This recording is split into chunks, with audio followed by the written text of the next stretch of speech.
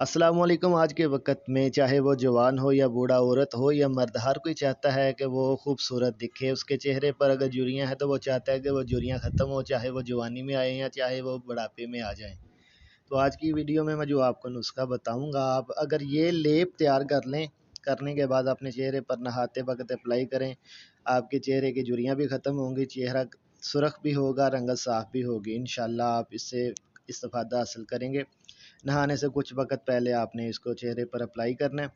आपको गुल सुर्ख इनकी जो है ना सफ़ूफ चाहिए होगा, पत्तियों का सफ़ूफ, साथ में मीठे बादाम चाहिए होंगे, साथ में आपको कुंदर चाहिए होगा, ठीक है। इसके साथ आपको ज़ाफ़रान चाहिए होगा और साथ में आपको चाहिए होगा सोडा बाइकार्ब, ठीक है। तो ये चीज़ें आपने लेनी है। इसके साथ जो आखिरी चीज़ है ये भी आप नोट कर लें कि आपको नशास्ता चाहिए होगा। ये 2-3 किस्म का बनता है।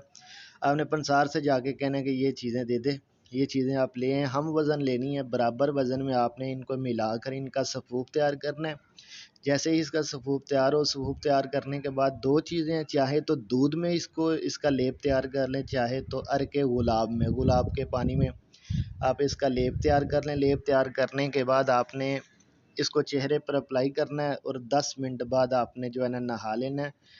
इससे क्या होगा, आपकी चेहरे की रंगत जो है वो निखरेगी। अगर झुर्रियाँ हैं तो वो ख़त्म होंगी, अगर चेहरा मुरझाया है तो आपके चेहरे पर सुर्खी आएगी। आप पुरकशिश चेहरा आपको अल्लाह देगा और कुदरती और नेचुरल तरीका है, कोई साइड इफ़ेक्ट नहीं है, किसी किस्म का नुकसान नहीं है। ये आप नुस्खा इस्तेमाल कर लें, इंशाल्लाह इस लेप से आपका चेहरा जो है फिर से जवान और तरोताज़ा नज़र आना शुरू हो जाएगा। मज़ीद इस तरह की वीडियोस के लिए चैनल को सब्सक्राइब करके बेल आइकन को ओपन कर दें और अपने दोस्तों के साथ वीडियो को ज़रूर शेयर किया करें। मज़ीद इसकी जो है डिटेल तफसील जो है मैं डिस्क्रिप्शन में दे दूँगा। अगर आपको यहाँ समझ ना भी आए तो आप डिस्क्रिप्शन में जाकर इस नुस्खे की सारी मालूमात ले सकते हैं और वहाँ से आप नुस्खा जो है लिख कर जाकर पंसार से ये चीज़ें लाकर इसका नुस्खा जो है आप तैयार कर सकते हैं। अस्सलामु अलैकुम वरहमतुल्लाह।